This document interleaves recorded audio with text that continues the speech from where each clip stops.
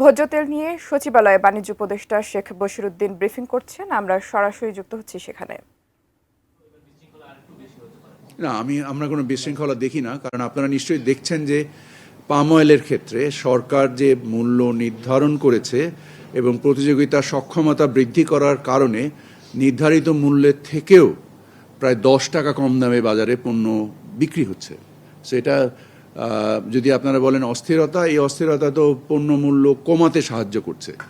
এর একমাত্র কারণ হচ্ছে মানে বাজারের যে যে ব্যাপ্তি, এর পরিসর বৃদ্ধি করার মাধ্যমে আমরা অতিরিক্ত প্রতিযোগিতা সৃষ্টি করতে পেরেছি এবং আমরা আশা করছি যে আগামী 2-3 মাসের মধ্যে আরও 2-3টা কোম্পানি যে প্রোডাকশনে আসবে এবং আমরা যে স্থানীয়করণ করতে পেরেছি 30 লক্ষ টনের ভিতরে 7 লক্ষ টন সরিষার তেল এবং 6 লক্ষ টন আমাদের যে রাইস ব্র্যান অয়েল, এই দুটো মিলিয়ে প্রায় 10-12 লক্ষ টনের যে একটা স্থানীয় যোগান আমরা সৃষ্টি করতে পেরেছি।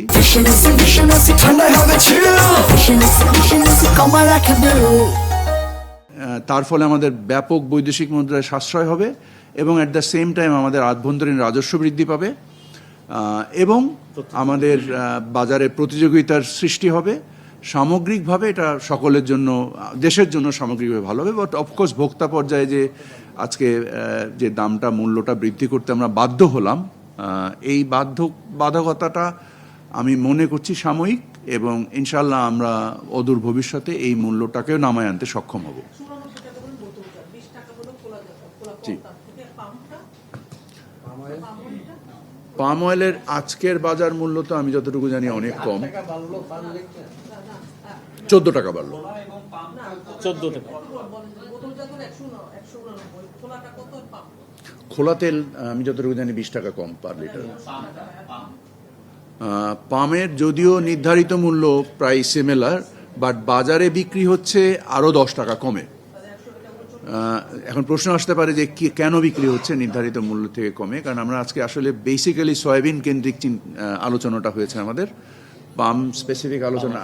আমি আসলে প্রধান উপদেষ্টার দপ্তরে আজকে একটা বিশেষ জরুরি সভার মধ্যে থাকার কারণে এই সভাতে আমি ব্যক্তিগতভাবে আজকে উপস্থিত থাকতে পারিনি।